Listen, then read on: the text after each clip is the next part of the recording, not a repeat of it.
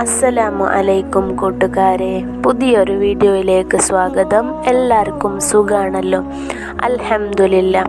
കാസർഗോഡ് മഞ്ചേശ്വരത്തിന് സമീപമുള്ള തുമിനാട് എന്ന ഉൾഗ്രാമം നടുങ്ങി വിറച്ചു നിൽക്കുകയാണ്. മറിയം ജുമൈലയാണ് മരിച്ചത്.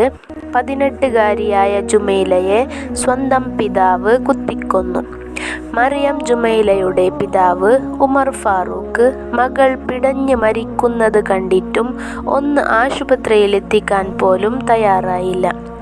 ലഹരിക്ക് അടിമയായ ഉമർ ഫാറൂഖ് അകന്ന് കഴിയുകയായിരുന്നു മറിയം ജുമൈലയും ഉമ്മ താഹിറയും. താഹിറയുടെ സഹോദരിയുടെ വീട്ടിലായിരുന്നു കുറച്ച് ദിവസങ്ങളായി താമസം.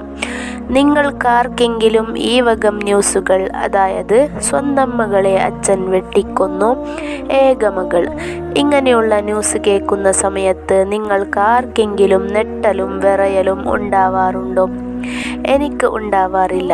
കാരണം നമ്മളിതിപ്പോൾ നിരന്തരം 3 നേരം ഗുളിക കഴിക്കാൻ പറയുന്ന പോലെ ഒന്നിനിടവിട്ട് ഓരോ ദിവസങ്ങളിൽ പുതിയതായിട്ട് ഭാര്യയെ വെട്ടി കൊലപ്പെടുത്തുന്നു, മക്കളെ വെട്ടി കൊലപ്പെടുത്തുന്നു, മകൻ അമ്മയെ കൊല്ലുന്നു, അച്ഛൻ അമ്മയെ കൊല്ലുന്നു.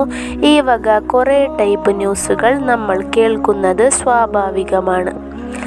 ഏകമകളാണ്, ആ വാപ്പാക്കും ഉമ്മാക്കും കൂടിയിട്ട്. മറിയം എന്നാണ് ആ കുട്ടിയുടെ പേര്. 18 വയസ്സാണ്.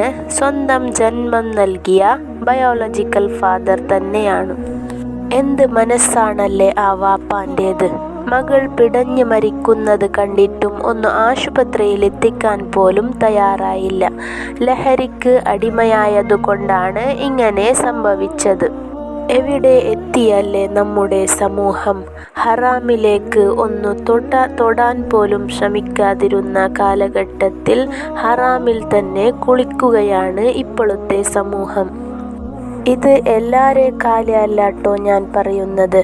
ഇത്തരം ന്യൂസുകൾ കേൾക്കാൻ പോലും ഇഷ്ടമില്ലാത്ത കുറേ പേരുണ്ട്. ലഹരിക്ക് അടിമപ്പെട്ട നമ്മുടെ എല്ലാ മുസ്ലിം സഹോദരന്മാർക്കും അതിൽ നിന്ന് മാറാനുള്ള മനസ്സ് അള്ളാഹു കൊടുക്കട്ടെ. ഇത്തരം കാര്യങ്ങളിൽ നിന്ന് അള്ളാഹു നമ്മളെല്ലാവരെയും കാത്ത് രക്ഷിക്കട്ടെ. ആമീൻ. അപ്പോൾ ഇത്രയേ ഉള്ളൂ ഇന്നത്തെ ചെറിയൊരു വീഡിയോ ഇഷ്ടപ്പെട്ടാൽ ലൈക്ക് ചെയ്യാനും ചാനൽ സബ്സ്ക്രൈബ് ചെയ്യാനും മറക്കല്ലേ. നിങ്ങളുടെ ദുആയിൽ എന്നെയും എൻ്റെ കുടുംബത്തെയും ഉൾപ്പെടുത്തുക. അടുത്ത നല്ലൊരു വീഡിയോ ആയിട്ട് വരാം ഇൻഷാ അല്ലാഹ്. അസ്സലാമു അലൈക്കും.